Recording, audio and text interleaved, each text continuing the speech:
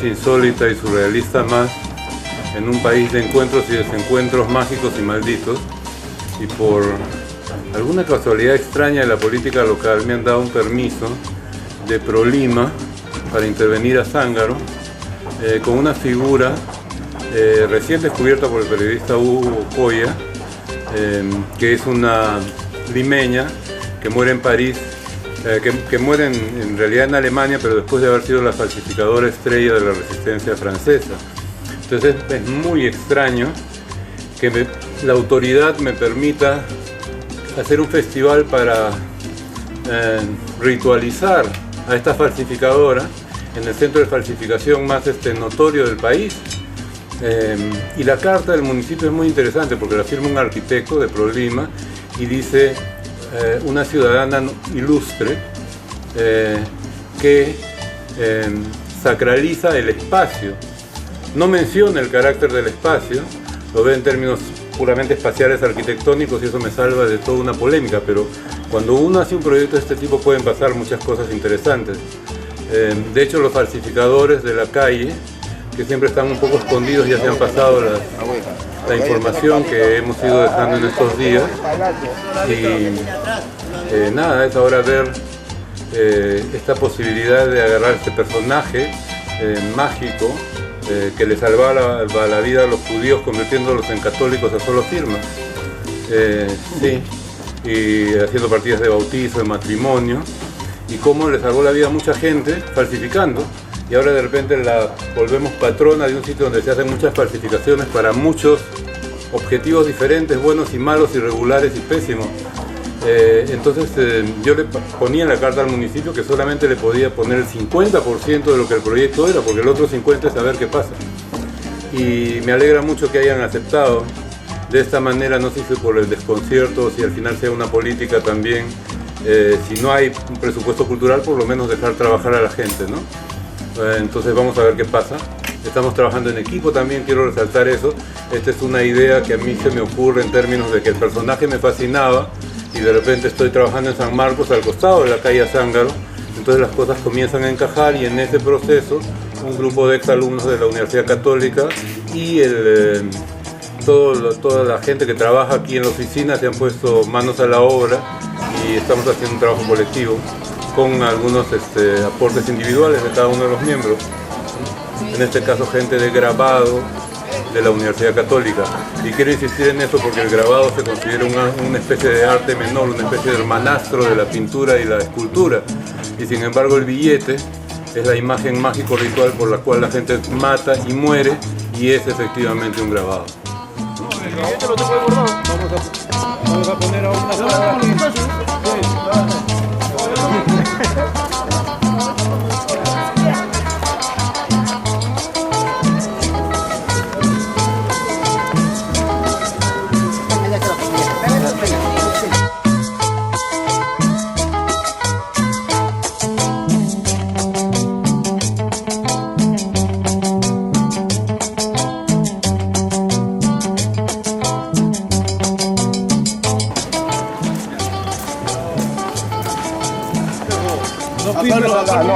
No puedes hacer esa huevada.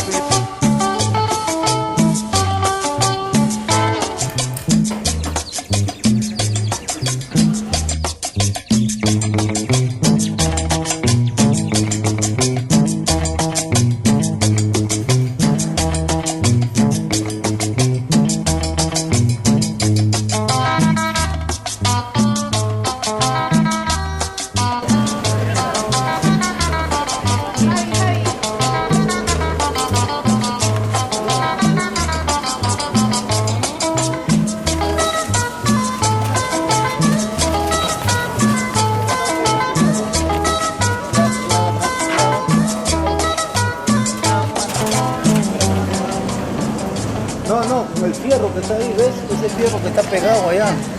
Claro,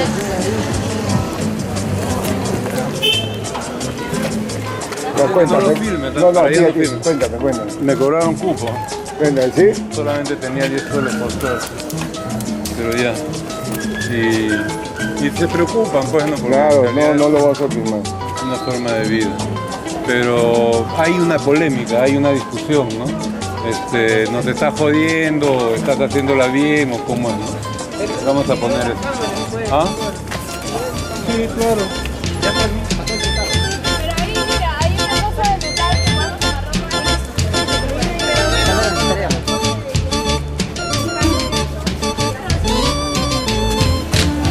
Me dicen borrachito, porque siempre me ven alegre, siempre me ven con sabor, alegría, recibir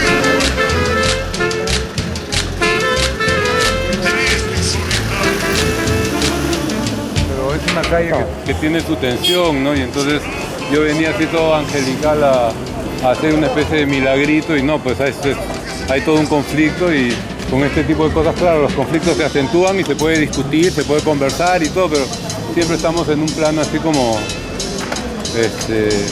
difícil y clandestino, ¿no? De hecho, Madeleine Truel también, pues, la atraparon por ir a buscar un pomito de tinta y hay que moverse con cuidado Muy bien. en estos espacios.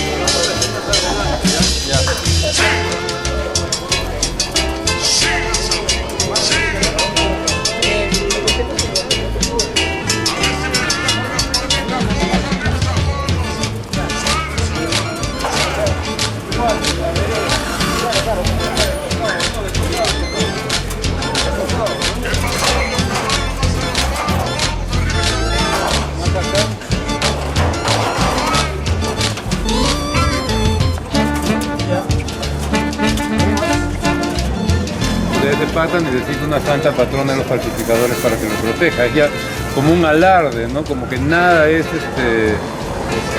completo y genuino, ¿no? Para comenzar, ¿no? O sea, sería la Murphy y la Bamba, ¿no? Es así como una dicotomía tropical, un yin-yang tropical, una cosa de ese tipo, ¿no?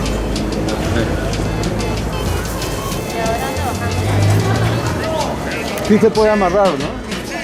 Entonces pasamos uno más allá. Estamos aquí en la sala de Víctor Humareda del Centro Cultural de San Marcos, en La Casona. Estoy inaugurando una muestra de los 40 años que he estado metido en este oficio, en este sitio que para mí es tan significante y que además tiene esta recurrencia que comienza con un cuadro que hago. Mira este cuadro, lo hago hace 35 años y es del Parque Universitario a las 6 de la tarde, con el reloj tocando a las 6 de la tarde, y el ómnibus dice ¿a dónde vas? 35 años después. Es una pregunta interesante para ponerla aquí, ¿no? Como haber regresado así dando un círculo con esta pregunta, ¿no? De realmente a dónde me ha llevado este oficio tan precario en el país, donde el Estado se dedica al arte popular y a las huacas y a los vestigios, pero el arte contemporáneo lo dejan para que lo manejen los sectores privilegiados de la sociedad, ¿no? Entonces es un interés para mí que una entidad pública, estatal como San Marcos tenga una opinión sobre el desarrollo de la historia del arte, y aquí hay 35 años de dar una vuelta por este país desconcertante pero surrealistamente mágico, que siempre nos está entregando paradojas maravillosas sobre nuestros problemas, nuestras posibilidades. Hace como 15 años me encontré con un loco en el desierto entre Sullana y Talara, y yo estaba en un carro con una pipa de coco, con agua helada, en la recta en medio del desierto, y veo este puntito negro que se acerca y era un loco que caminaba en sentido contrario. Pues quise parar el carro para entregarle el agua de coco helado y que pudiera caminar el resto del camino, pero íbamos tan rápido que me seguí de frente. A raíz de eso hice este objeto, que es una versión en escorzo del paisaje en movimiento en ese momento.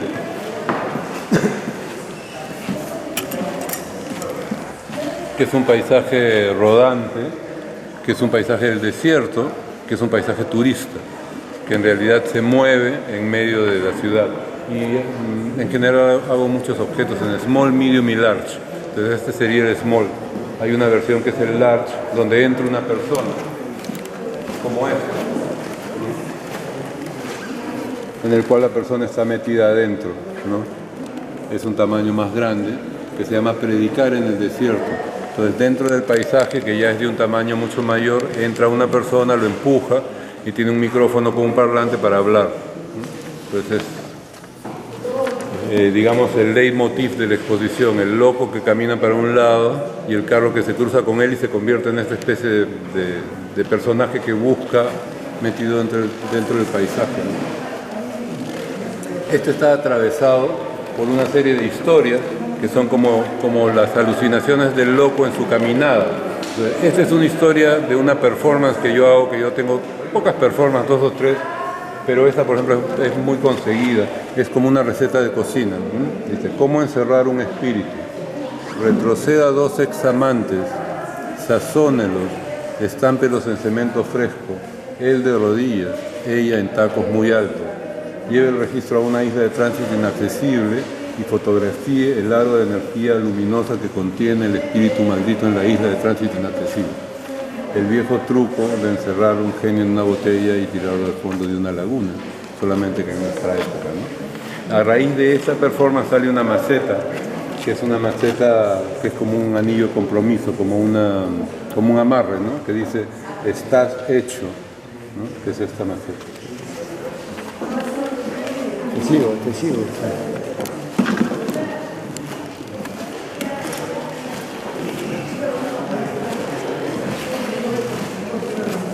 Este es uno de los primeros cómics que hice y tiene una perspectiva bien holística y también una coincidencia mágica.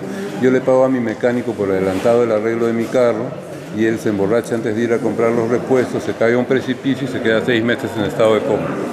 Entonces la familia me pedía plata para el hospital porque era mi culpa por haberle pagado por adelantado, ¿no? Con la premisa de que si le das a un peruano la oportunidad de arruinar una situación no la va a desperdiciar. Entonces hice el cómic como un desagravio de esta locura de coincidencias, así que se aprovecha y es bien fuerte, mira. Después, Oscar, ¿no? A la mejor resurrección del año.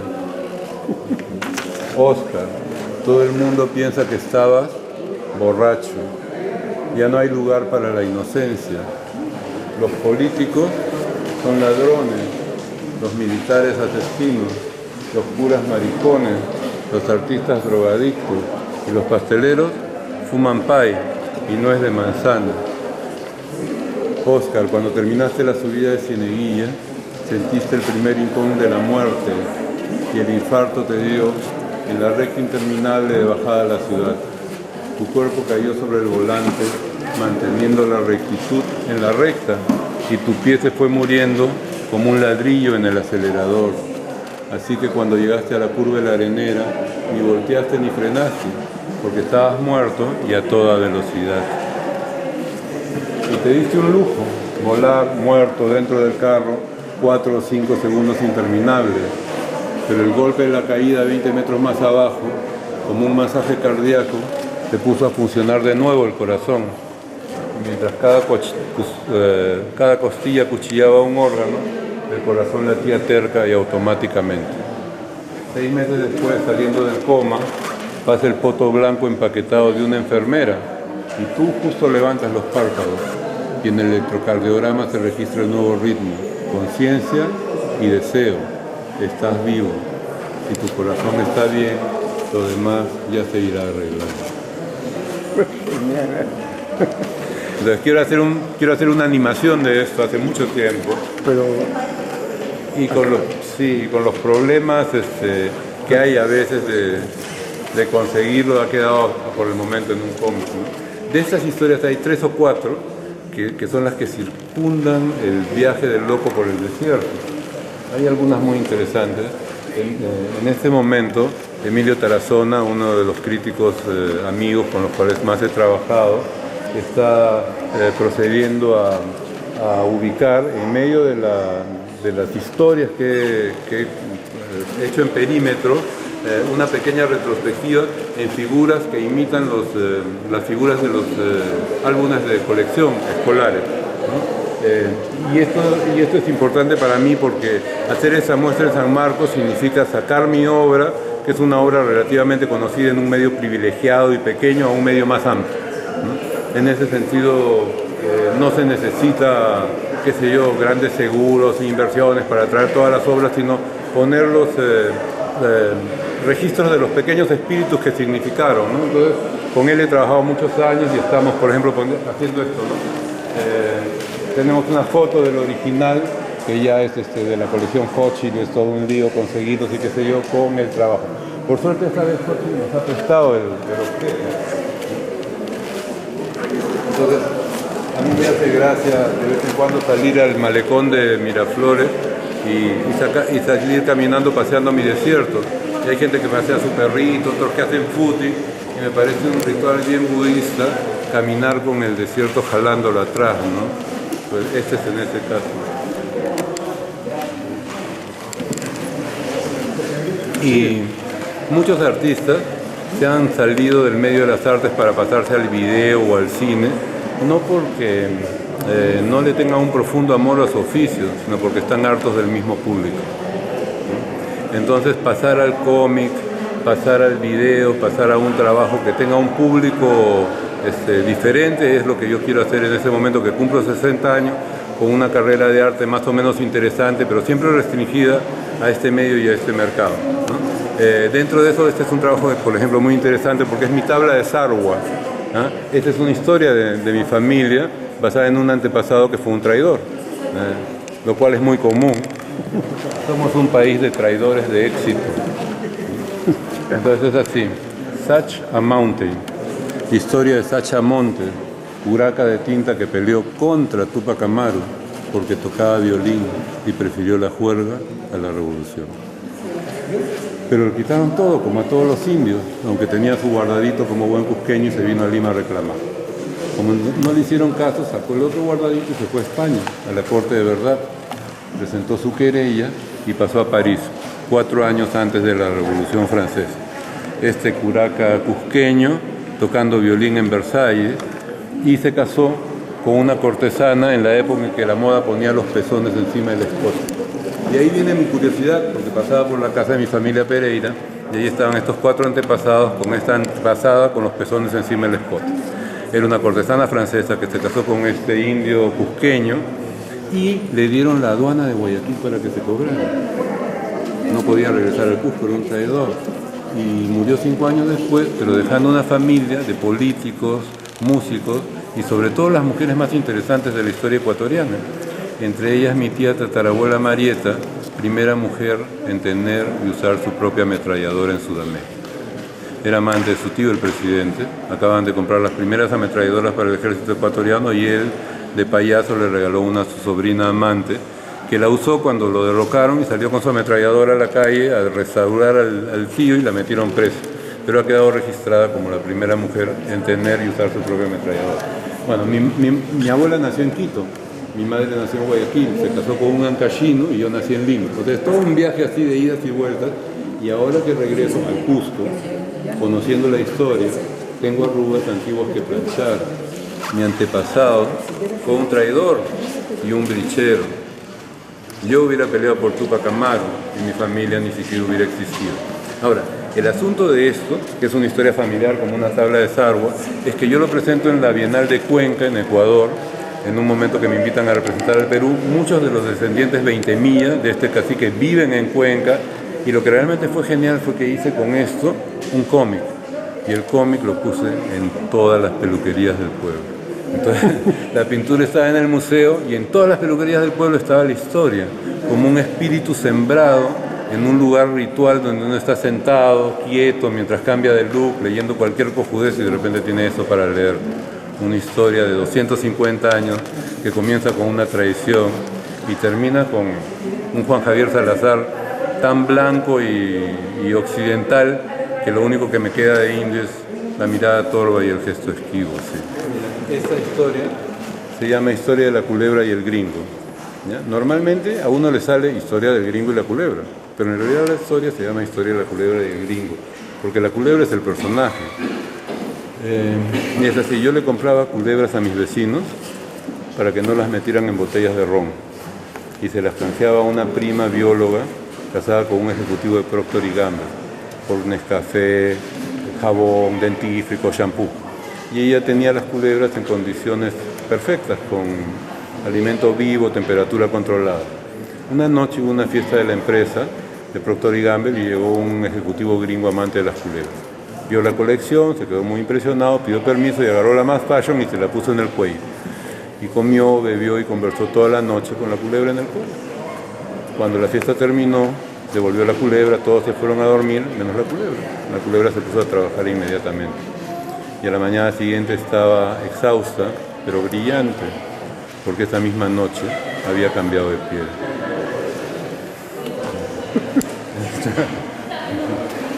Entonces la historia es la culebra y el gringo, por ejemplo. Entonces todas estas cosas son para publicar, ¿no? No he tenido el gusto de poder hacerlas todavía, pero por lo menos las he explicitado y ya están en un formato en que me va a resultar, yo creo que más fácil y con un poco de tiempo, poder hacerlas populares, poder hacerlas virales, así como ese mapita del Perú que está por todos lados, nadie sabe quién lo ha hecho, sin embargo ha llegado a muchos lugares. Estoy en mi chacra, en Cieneguilla, que no tengo luz eléctrica, con mis velitas y mi radio, escuchando las noticias, y de repente sale una noticia que un camión frigorífico con 15 toneladas de pota se ha estrellado con un ómnibus de pasajeros a las 3 de la mañana con luna llena en el desierto, y que hay 26 heridos pero ni un muerto. Entonces, para comenzar, a mí no me gusta hacer arte y ganar plata con el sufrimiento ajeno. Nunca trabajo sobre crímenes, sobre asesinatos, o sea, nunca trato de hacer dinero con el dolor de los demás, ¿no? Me parece poco ético. Y cuando nadie muere en un accidente, la noticia no llega a los periódicos, solamente se queda en la radio. Si mueren 50 personas, de repente dura 2 días, y si mueren 500 puede durar una semana. Pero hay como una obsesión con la muerte y el significado y los números, ¿no? Y en este caso hay este accidente y no hay ni un muerto. Y el milagro es que son 26 heridos, pero no hay ningún muerto. Entonces yo lo tomo como otras muchas mitologías que he hecho como ritos de muerte y resurrección, ¿ya? Entonces ahí es así, la pota se pesca de noche con luces y con anzuelos paralelos. Entonces salen las potas todas así paralelas hacia arriba, ¿no? Y después se desembarcan y se refrigeran rápidamente para traerlos a Lima, que en realidad se come todo, ¿no? Es un viaje largo que va a través del desierto y pasa del día a la noche, y hay un encuentro con un ómnibus de una empresa que se llama Transportes Aparicio. Esto es una obra de una muestra que se llamó Transportes Aparicio, entre el tren fantasma y el túnel del amor. Un viaje intermedio. Entonces ese es el choque, ¿no? Aquí es donde está representado el choque, que son como historias que una historia se lee de derecha a izquierda, la otra se lee de izquierda a derecha, y es una de las cosas bacanas en pintura, que tú lees de izquierda a derecha, pero en pintura puedes hacer una historia que vaya de un lado para el otro, del otro lado para acá, y en esta muestra hay como un loco que le da la vuelta a todo el perímetro, ¿no? Y bueno, hay un montón de otras historias, y lo que quiero es invitar a la gente a que venga. El museo cobra 3 soles de entrada, 1 sol para los niños, pero yo estoy dejando aquí unos afiches firmados que seguramente valen más para resarcir de eso a la gente que quiera venir a ver la muestra, y me voy a sentir muy contento si es que vienen a participar de todos estos años así de dar vueltas, porque es la cultura y la antropología del Perú que es tan eterna, infinita, surrealista. Vengan a compartir un poco nuestra realidad amplificada de cierta manera. Triste y solitario, llorando mis penas.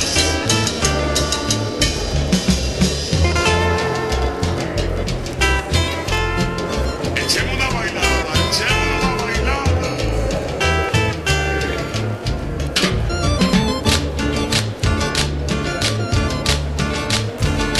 He sido encargado de la curaduría de los stickers, que son unos adhesivos de distintas piezas de Juan Javier, pero también pistas de montaje, muestras anteriores, que decidió, digamos, imprimir en versión bastante pequeña, junto a las obras para dialogar con ellas, ¿no? Son obras y piezas que en algunos casos no están en esta exposición, pero que le dan un carácter, digamos, de retrospectiva y de figurita de colección que no podía faltar en el álbum, ¿no? Completando la muestra. Original, me encanta. Siempre me ha gustado lo de Juan Javier. ¿Qué más? ¿Qué más? Que ya conozco casi toda esta obra porque sigo su camino, sus pasos. Es para nosotros un acontecimiento el celebrar nuestro 45 aniversario que coincide en el tiempo con los 60 años de Juan Javier con esta exposición porque es indudablemente un artista de mucha valía, es yo creo uno de los más importantes miembros de Huayco y el hecho de que haya tenido a bien el querer exhibir su antológica aquí en el museo es para nosotros un motivo de orgullo y verdaderamente que se concentre un poco más en sus originales y trascendentes planteamientos, se dará cuenta de que ha sido coherente a lo largo de su vida en el sentido de que es digamos, él reta lo que puede ser el arte como mercado, ¿no? Y lo lleva más bien a un valor utilitario y con una aguda crítica social y permanente, ¿no? Verdaderamente yo como director del museo estoy felicísimo de que Juan Javier exhiba con nosotros.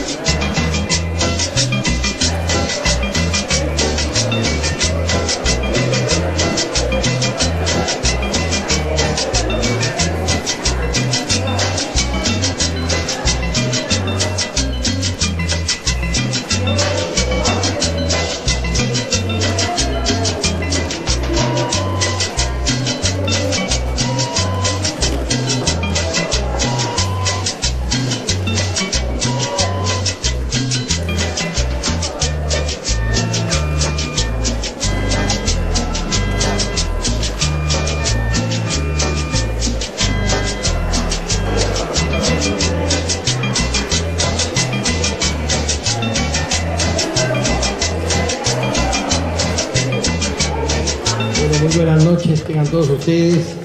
Muchísimas gracias por asistir a este evento que es para nosotros en el museo todo un acontecimiento. En primer lugar porque nos llena de orgullo y de satisfacción que un artista de la calidad de Juan Javier Salazar exponga una antológica aquí en nuestro museo en el momento en que cumple 60 años, pero que además coincide por azar con el hecho de que el museo cumple 45 años de existencia. Es pues muy placentero y lástima del calor, porque aquí estamos todos formidables, ¿no? Pero por las luces es realmente un horno allá adentro. De cualquier modo, yo los invito a que vean esta muestra y quiero pedirle a Juan Javier que tenga la amabilidad de explicarnos un poquito de qué se trata todo esto. Muchísimas gracias. Gracias, Hernán. De verdad para mí ha sido poco a poco más emocionante exponer acá porque realmente San Marcos es un punto histórico central de lo que es la historia del Perú y el pensamiento del Perú y la proyección del Perú y los sueños y las teorías que todos tenemos para este país y esta sociedad.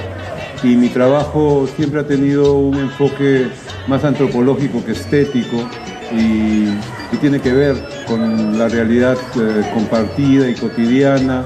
Entonces me siento que estoy en el sitio adecuado para hacer un recuento a los 60 años. De hecho, el cuadro que está entrando a la derecha es uno de los cuadros, el cuadro más antiguo que hay, es el Parque Universitario con el reloj marcando las 6 de la tarde y un micro que está saliendo que tiene el lema de ¿a dónde vas?, en lugar de una dirección exacta, ¿no? 35 años después poder tener este cuadro aquí me lleva a una especie de camino redondo que también está expresado en este perímetro de movimiento que hay en los dibujos, un poco llegar al mismo sitio, a un país que ha cambiado mucho en ciertos sentidos y que no ha cambiado nada en otros sentidos y que también ha retrocedido en algunos, pero debemos de enfocarlo siempre con la fascinación y la alegría de que es tan surrealista la realidad, tan compleja que siempre nos está regalando a los artistas un material de trabajo mágico con el cual podemos contribuir a una sociedad más justa, más solidaria, más humana, ¿no? A no ser un marca país, sino ser un país realmente en toda su antropología, en toda su humanidad.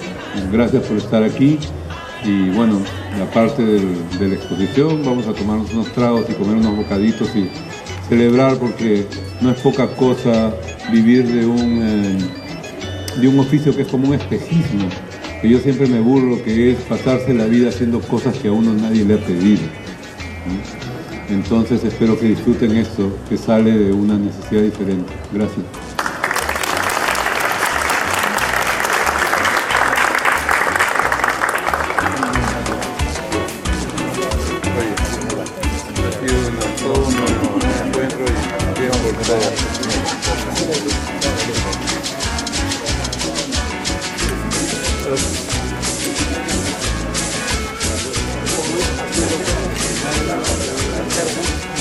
Es vivir de hacer cosas que a uno nadie le pide, ¿no? Interesante pensamiento. De cierta manera, o a veces. Toda una filosofía.